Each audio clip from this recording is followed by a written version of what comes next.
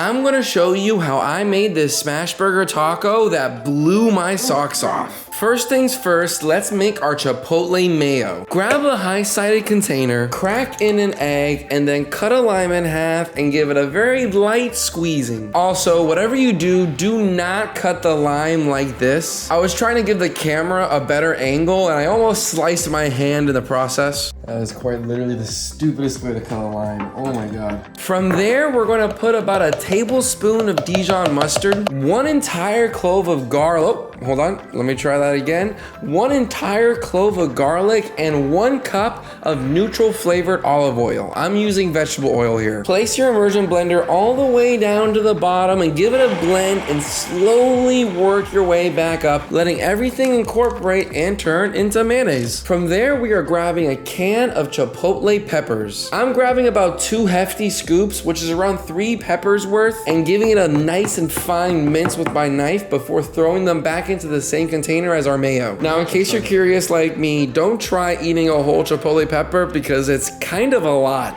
Just punch it.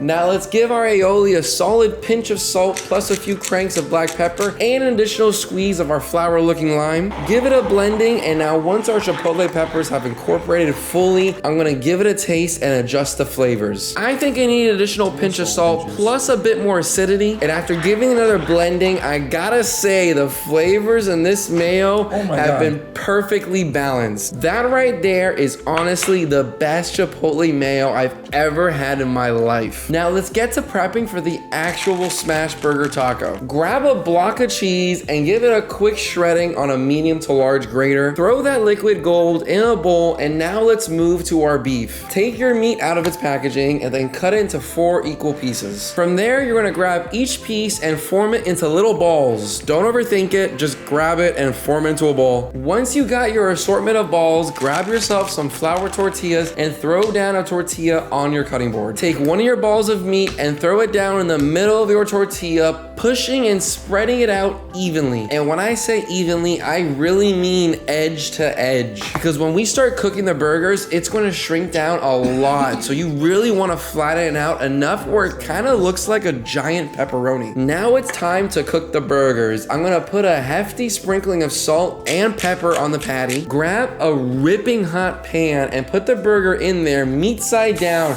giving it a hard sear. You really want to develop a solid crust that's going to lock in as much of the juices and flavors as possible. After about 2 to 3 minutes, give it a flip, but be careful about the beef juices splashing on you. Now I want the tortillas to get crunchy, so I'm going to throw in a paper towel to absorb a little bit of that excess fat that was rendered from the meat. I'm also going to sprinkle in that cheese we shredded earlier and throw on a lid to the pan, letting it cook for an additional 1 to 2 minutes. 1 to 2 minutes later, things are looking really good. Now all we gotta do is layer a few toppings, most importantly being our Chipotle mayo that we made. Give it a healthy spreading on top of that cheese. And I'm also going to put some fried shallots to add a little bit of crunch and some pickled jalapenos to give it a little acidic punch in each bite. And that is it. You have a smashed taco burger. If you're not making the Chipotle mayo, you're only looking at 10 to 15 minutes of work. And I'm also pleased to report that the underside is nice and crispy as well. In terms of taste, I gotta say this thing was